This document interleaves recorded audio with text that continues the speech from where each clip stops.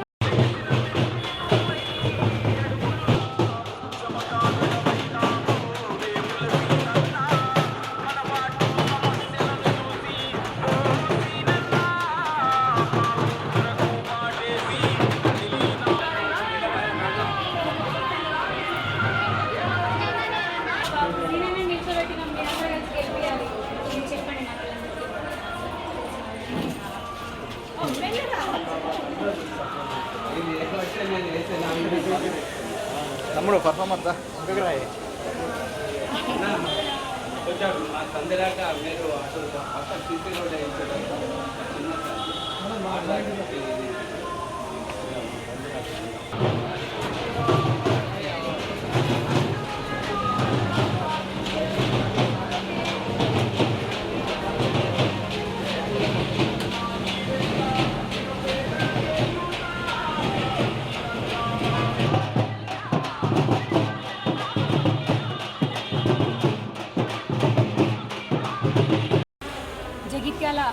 పట్టణ మున్సిపల్ ఎన్నికల ప్రచార కార్యక్రమంలో భాగంగా పట్టణానికి సంబంధించినటువంటి 5వ వార్డు మరియు అదేవిధంగా 42వ వార్డులో ప్రచారం నిర్వహించడం జరుగుతూ ఉంది.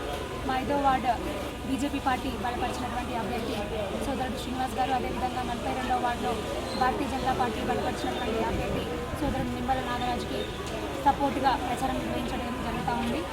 ప్రజలందరికీ కూడా తెలుసు, కేంద్రం నుంచి ఎటువంటి నిధులు వస్తున్నాయో రాష్ట్రంలో ఉన్నటువంటి కాంగ్రెస్ ప్రభుత్వం 6 గ్యారంటీల అబద్ధాల గ్యారంటీలు పేరు చెప్పి ఎలా ఓట్లను దోచుకుంది, తర్వాత సొమ్మునంతా కూడగొట్టుకొని దాచుకుందో ఎక్కడా కూడా అభివృద్ధి కనిపించని పరిస్థితి.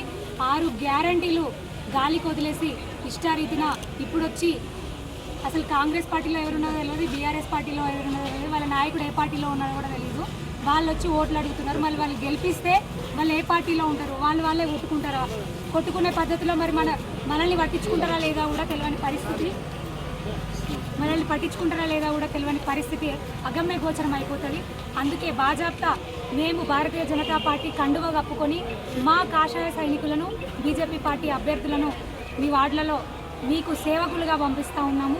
మీరు ఆశీర్వదించి కమలం పువ్వు గుర్తుకి ఓటు వేసి మున్సిపల్ కౌన్సిల్కి పంపిస్తే పట్టణ అభివృద్ధి, వార్డుల అభివృద్ధి, సంక్షేమం కూడా మీ దగ్గరికి వస్తుంది.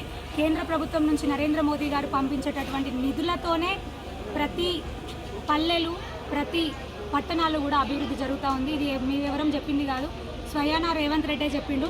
ఎందుకంటే మొన్న సర్పంచ్ ఎలక్షన్లు పెడితేనే అక్కడ నుంచి రావాల్సినటువంటి డబ్బులు వస్తాయి, అందుకోసమే పెడుతున్నామని చెప్పిండు. ఇప్పుడు మున్సిపల్ ఎలక్షన్లు కూడా అందుకోసమే పెడతామని చెప్పిండు. ఇంకా మిగిలిన బకాయిలు ఉన్నటువంటి 550 కోట్లు బకాయిలు ఉన్నాయి. పరిషత్ ఎలక్షన్లు, ఎంపీటీసీ, జెడ్పీటీసీ ఎలక్షన్లు పెడితేనే అవి కూడా వస్తాయి, అవి కూడా పెట్టడం తొందరగానే అని రేవంత్ రెడ్డి చెప్పిండు. అంటే దీన్ని బట్టి మీరు అర్థం చేసుకోవచ్చు, స్వయానా సీఎంఏ చెప్పిండు కేంద్రం నుంచే డబ్బులు వస్తున్నాయి అభివృద్ధికి, పల్లెలైనా పట్టణాలైనా అని.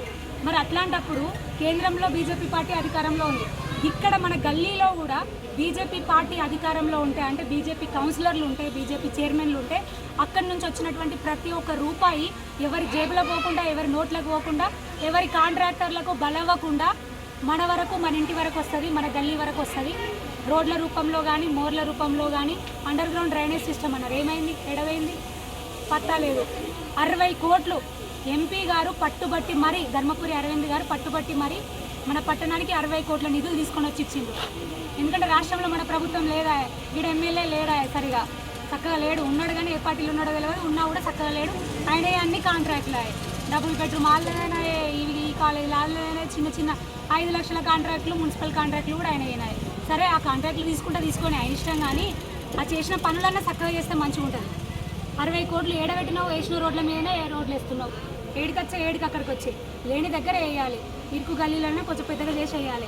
అట్లా చేసినావా, అట్లా కూడా చేయలేదు. 60 కోట్లు ఉత్తి పుణ్యాన్ని స్వాంపట్ స్వాహ, ఆయన సొంత అభివృద్ధి కోసం ఆయన సొంత ఇంట్లో పోయి మురుగుతున్న పరిస్థితిగా అనిపిస్తూ ఉంది. దయచేసి ఒక్కసారి గమనించండి, కేంద్ర ప్రభుత్వం నుంచి ఇన్ని నిధులు వస్తున్నాయి, మా మహిళా సంఘాలు ఉన్నాయి, పావల వడ్డీలు ఇచ్చిండ్రా, కానీ కేంద్ర ప్రభుత్వం నుంచి రాష్ట్రం పావల వడ్డీ అన్నది చెక్కులు ఇచ్చుకుంటూ తిరిగిండ్రు, ఒక్కరి అకౌంట్లో కూడా పడని పరిస్థితి. ఇవాళ పొద్దున రాయకల్లో కూడా మా అక్క చెల్లెలందరూ అడిగిండ్రు. 5 సంవత్సరాల ముందు ఎమ్మెల్యే వచ్చి జంబో చెక్ ఇచ్చిపోయిండు, కానీ రూపాయి వల్లే మా అకౌంట్లో, మొన్న 15 రోజుల క్రితం కూడా మళ్ళీ వచ్చి చెక్కులు ఇచ్చిపోయిండ్రు, రూపాయి అకౌంట్లో వల్లే అని చెప్పిండ్రు. మరి జగిత్యాల వడ్డాయో ఒకసారి ఆలోచన చేసుకోవాలి. మా మహిళా సంఘాలలో చాలామంది సభ్యులు ఉన్నారు, మహిళలు, ఒక్క రూపాయి రాని పరిస్థితి. కానీ కేంద్రం నుంచి స్ట్రీట్ వెండింగ్ లోన్స్ అని ప్రతి ఒక్కరికి కూడా వచ్చినాయి. గతంలో 10,000 వచ్చినాయి, తర్వాత 20,000 చేసిండు, తర్వాత దాన్ని 50,000 చేసిండు, తర్వాత దాన్ని ఇప్పుడు 1,00,000 చేసిండు. ఎటువంటి వడ్డీ లేకుండా మీకు రుణాలు ఇవ్వడం, తక్కువ ఇన్స్టాల్మెంట్తో చాలామంది తీసుకున్నారు. నేను మున్సిపల్ చైర్మన్ ఉన్నప్పుడే చాలామందికి ఇప్పించిన. ఈ 42వ వార్డులో కూడా తీసుకున్నారు చాలామంది, 42వ వార్డులో కూడా తీసుకున్నారు, ఇప్పుడు కూడా తీసుకోవచ్చు. ముద్రా లోన్లు వస్తున్నాయి కేంద్ర ప్రభుత్వం నుంచి. ఇవన్నీ కూడా ఆడవాళ్ళు వాళ్ళు చిన్న చితక వాళ్ళు ఇచ్చి వాళ్ళు సొంత కాలం మీద నిలబడేలాగా బిజినెస్లు పెట్టుకోవడానికి, వీధి వ్యాపారాలు చేసుకోవడానికి, ఇవన్నీ కూడా కేంద్ర ప్రభుత్వం నుంచి వస్తున్నటువంటి మనకు వచ్చేటటువంటి సంక్షేమ పథకాలు. దయచేసి ఢిల్లీలో మన ప్రభుత్వం ఉంది, గల్లీలో కూడా మన ప్రభుత్వం ఉండాలి. ఇంకా అభివృద్ధి, సంక్షేమం కొనసాగాలంటే భారతీయ జనతా పార్టీ అభ్యర్థులైనటువంటి మా 5వ వార్డు సభ్యులు శ్రీనివాస్ గారిని, 42వ వార్డు సభ్యులు నాగరాజు గారిని, అదేవిధంగా 49వ వార్డు సభ్యురాలు మా సోదరి మన శ్రీలత గారిని ఫిబ్రవరి 11న ఓట్ల పండుగ జరుగుతుంది. మన ఈ బానిసత్వం నుంచి విముక్తి జరుగుతుంది జగిత్యాల పట్టణానికి. మీరందరూ కూడా పొద్దున్నే లేచిపోయి దేని కొట్టేస్తారు? కమలం పువ్వు గుర్తు. అందరూ కూడా మీ ఆశీర్వాదాలు గట్టిగా అందించి కమలం పువ్వు గుర్తు మీద ఓటు వేసి మా కాషాయ సైనికుల్ని మున్సిపల్ కౌన్సిల్కి పంపించాలని మరొక్కసారి కూడా అందరి పక్షాన అభ్యర్థిస్తా ఉన్నాను. భారత్ మాతాకి